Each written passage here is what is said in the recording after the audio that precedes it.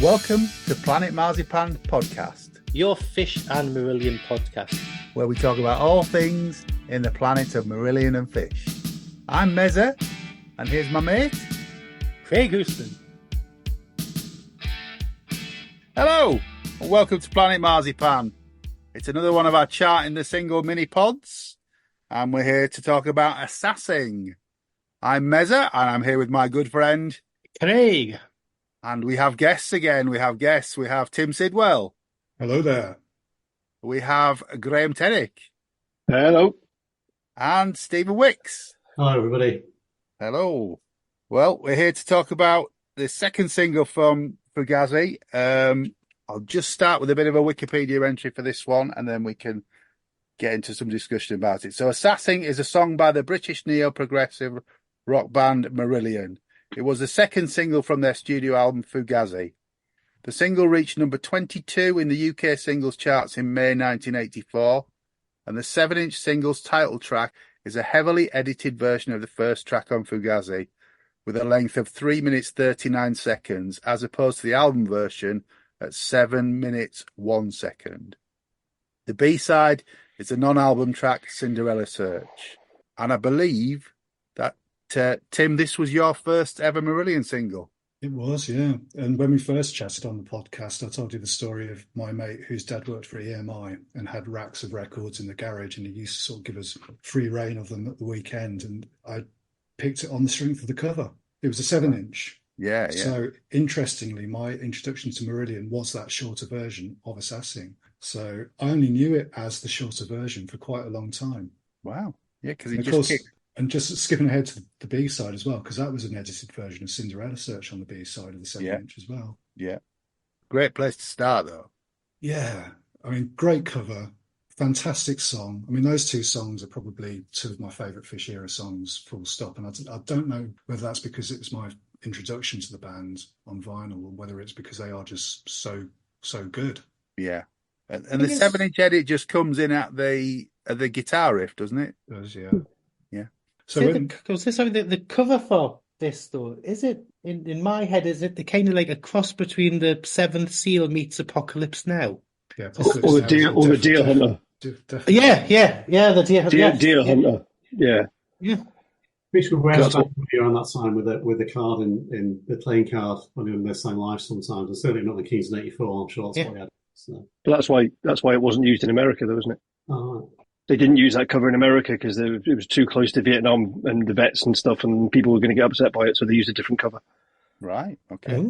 I can certainly understand why you picked it out of a box of singles, Tim. Oh yeah, it's a cracking cover, isn't it? And as an introduction to the band, to me, my journey with Marillion was that short single, and then when I discovered the album and heard Assassing introduced with that really atmospheric, drumming and all in the introduction, and then the middle section in there as well. I thought, what's going on here? This song's only 3 minutes long when I listened to it, and now it's got all this extra stuff in it. It's amazing. What a band. They're great. Was it Fish that came up with the idea of an Eastern sort of sound to it? Was that his sort of... I believe so, yeah. There's a slightly longer version of Assassing on the 601 album, which has a sort of... Boom, boom, boom, boom, boom, boom, boom, boom, boom, boom, boom, boom. Yeah, that. It doesn't sound like that, but yes. What the hell was that? Sound like Gaza. That was Assassin, the reggae version. The barbershop version of Assassin, which will be on the first Planet Marzipan album. Yeah. It's got like an Arabic section in it, that was taken out. And it's actually, I went back to listen to the version that they played at Reading in August 83 on the BBC, on the early stages box. I played that this afternoon. That's got that section in it as well. So it was originally planned to be a slightly longer song, around about 8 or 9 minutes long. Yeah, I really like that gig. Yeah, Fish had the bongos on stage with him, didn't he, during that tour? Yeah. Well, at Reading, it was Andy Ward was there as the percussionist, wasn't he? Mm-hmm. And John Marta was playing on drums. But the band didn't like Fish having the bongos on stage because he couldn't keep in time with it. He was just making an absolute racket. So more often than not, the bongos sort of got secreted at the back of the stage in the hope that he wouldn't find them and bring them out. But that extended version of Assassing was originally on 601. It's not on the streaming services version of 601 at the minute. All they've put on is just the normal album version. But that extended version is on the Fugazi Blu-ray. Yeah. So you can get it there. Lyrically, it's Fish at his most wordy, shall I say? I mean, a lot of Fugazi is, but I say that in a good way. I think certain parts of Fugazi album can be a bit too wordy. I think it spoils Jigsaw some of the verse lyrics, but on this one it works perfectly because he spits them out. They're complicated. It should come with a thesaurus or something, shouldn't it? Really, but they all mean something. They've all got a thought behind them. It's not just him showing off, but he is showing off as well. I love the lyric for Assassing. It's one of my favourite. And for people, I can suppose people don't like that era for his wordiness, but when he got it right, like in this song, I think it's just tremendous wordplay. I don't know when anyone writes lyrics like that or ever has done, really. Yeah. I think it's in my top 5 songs by Fish for Marillion. Is it? Yeah, it's stunning. It's just so good. And reputedly written about band arguments and people leaving the band, but well, it was Fish because Fish had to do the hiring and firing, really, didn't he? So, and it was, I think he said it was particularly about Diz. Yeah, when he had to sort of say to Diz, "You're not in the band anymore. You know, I am the assassin with tongue forged from eloquence." You know, he had to find the words to get rid of who essentially was one of his best mates. Yeah, because he'd moved to the area with him, hadn't he? Yeah, absolutely. Is it the single? Do you think it was the best choice for the best single? Because I'm going to postulate that they should have released Jigsaw from the point of view of commerciality and a big chorus compared to Assassing.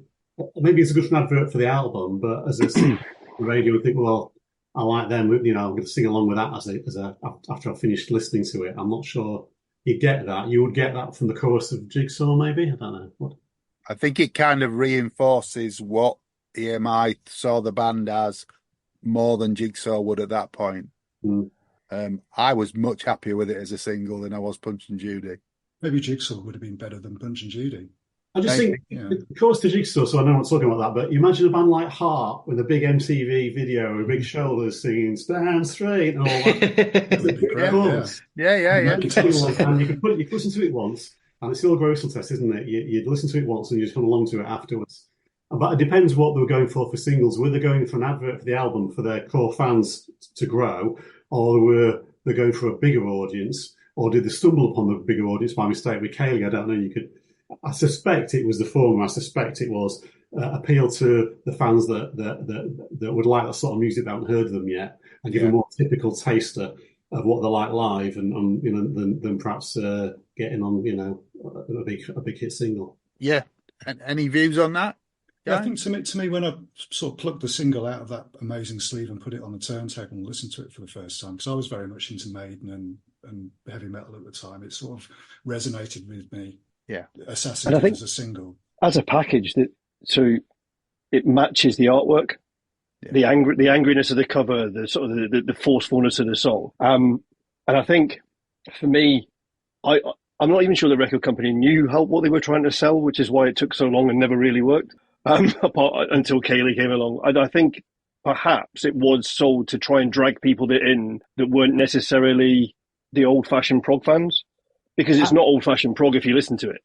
And they got a lot of coverage, and they were championed a lot with Kerrang. So they were in with the metal artists at the time, even though they didn't really Scottish heavy metal bands. Yeah, exactly. I think they signed the record contract with Kerrang T-shirts. I think they saw Kerrang a bit like they sometimes talk about Prog magazine. We're not really Prog, but we'll go in because that's the one place we can get to market. And I think at the time it was the one place they could get to market. And also there were a lot of heavy metal fans like Marillion. They played the same festivals. It was the same crowd. It was denim jackets. You'd see Iron Maiden, Saxon, and Marillion patches. It was the scene they were in at the time. Yeah. But even Kerrang supported them really, really heavily right up until around about 2001, I would say. And when Kerrang changed a lot more to like skater rock, and they changed they pivoted to who they covered. You mean when they realised that we were old and weren't buying the magazine anymore? Pretty much, yeah. I think EMI were hoping to recreate what had happened with Maiden as well. So there was what Maiden had done with Derek Riggs. I think they were hoping they could do with Mark Wilkinson and Marillion. I think, and that imagery, yeah, and plus it sold a lot of T-shirts. That sleeve, as we said, it did. Sleeveless T-shirts by the time you got it home, take the sleeves off, and What about the B-side though? I Is it love cold? Cinderella. I love Love Cinderella it. Search.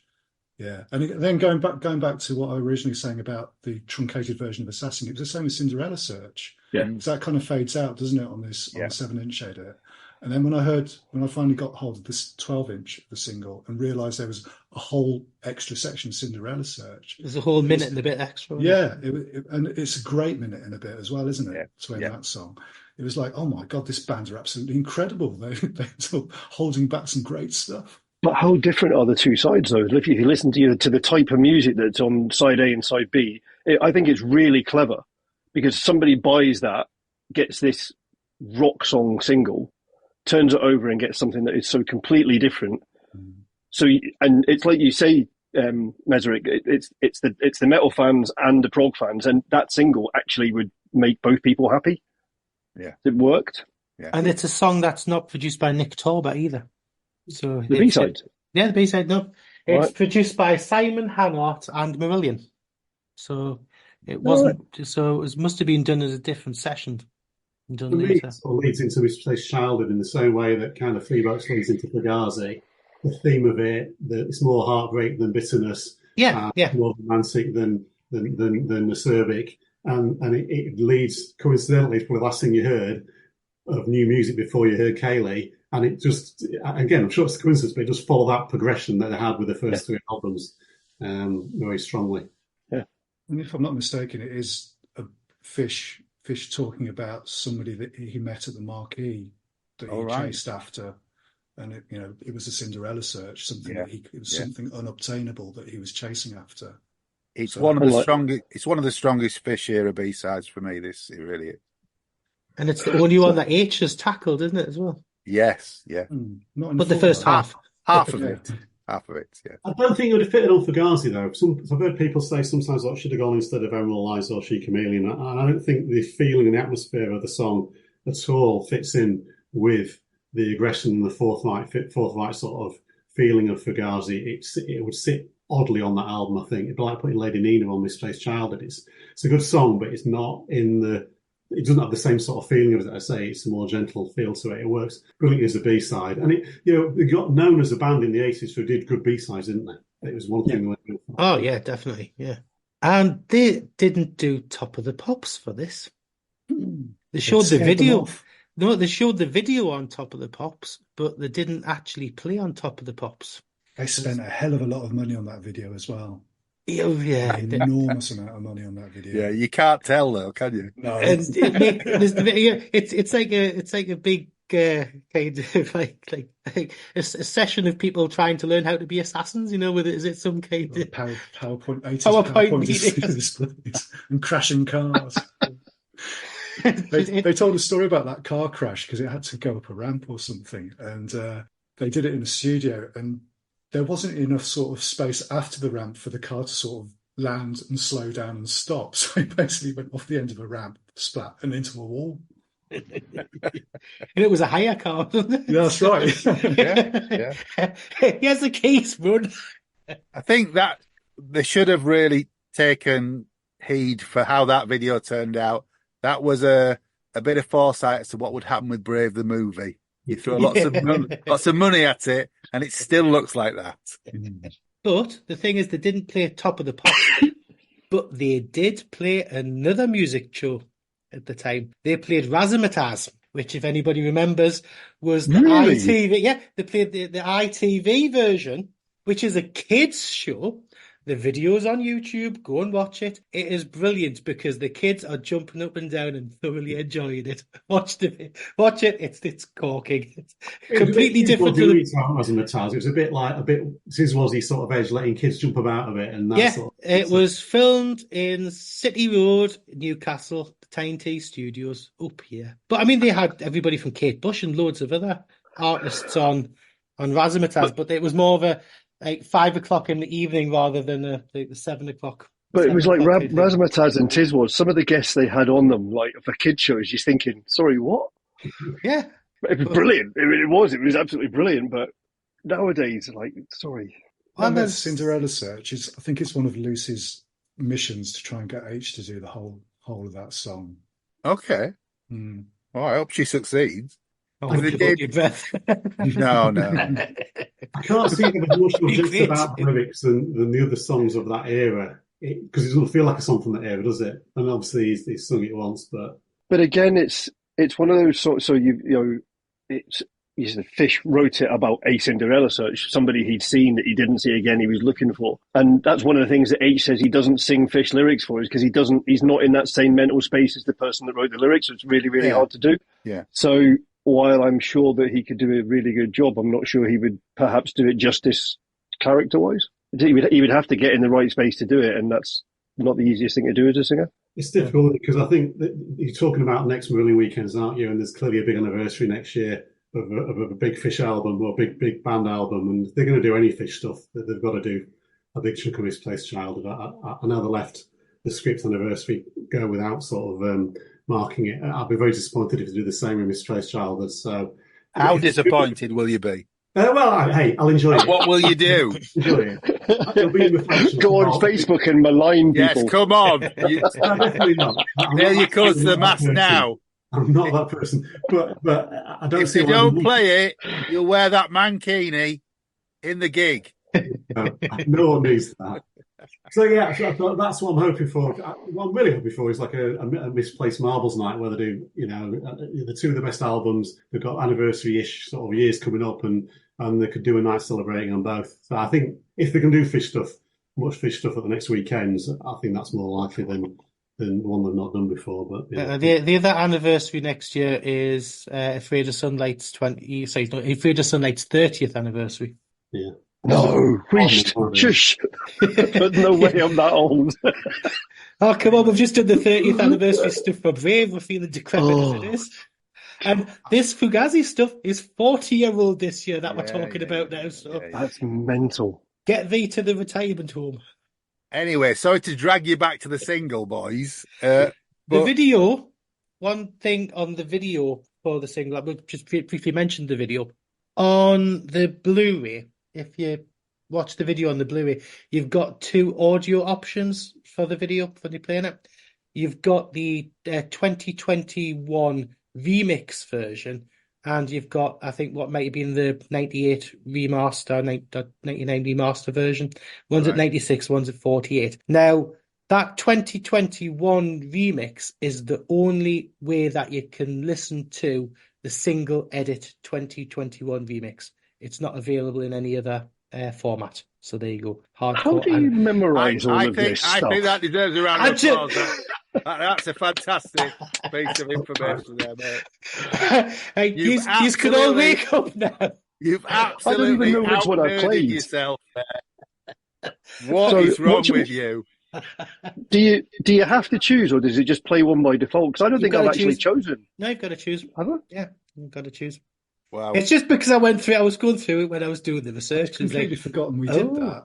Yeah. Because Avril and who did all the remixing and stuff. I've got that here actually, so I've got a copy of it. It's Pirate Tim.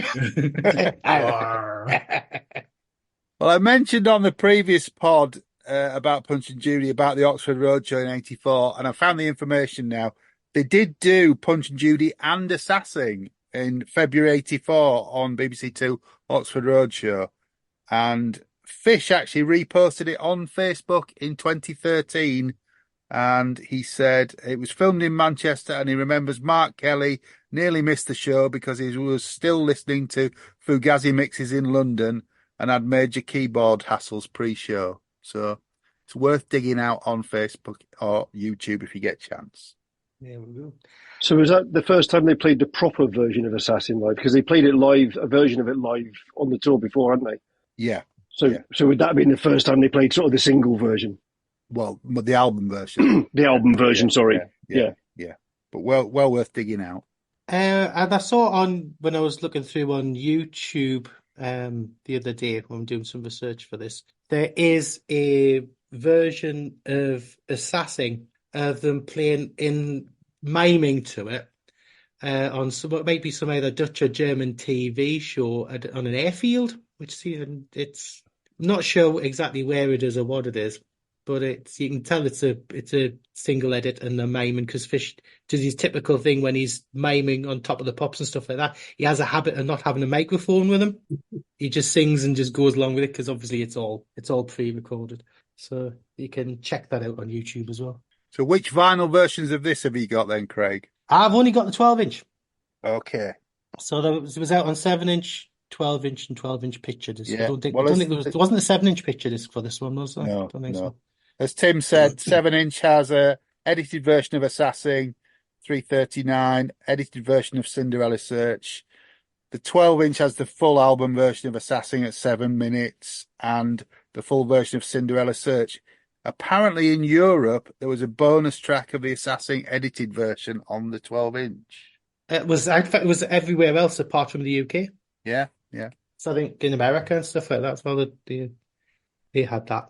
And this is just for Graham, because Graham knows about York, but my picture disc has still got my track record stickers on them. Has it? And it was £2.15, my Assassing picture disc. What about So I was thinking back of going shopping in places like Track Records or going Sleeves in Falkirk or some of the places in Glasgow and what have you. And the money you used to pay for a single, like 79p or 99p or £1.29 or whatever. And you think about it now, and I'm like, we didn't know how good we had it, really, did we? No. You pay like 8-10 quid for a 7-inch single now, don't you? I know. Bonkers. Or double that if it's record store day. Yeah, that's a whole other podcast. Let's talk about that another time. Yes. Yes. Assassing, genius or bollocks? Oh, we didn't do that. We didn't do that with Punch and Judy. We didn't do it with Punch and Judy. Maybe we should have, but. So everybody who's Absolutely listened to Punch and Judy, it was genius. I'm being nice. It's good fun. Was that a unanimous genius for Assassing? Yes. Yeah, absolute. Yeah. And Cinderella Search? Oh, double genius. Oh, double genius, yeah. You can't have double genius, and he knows that, of all people.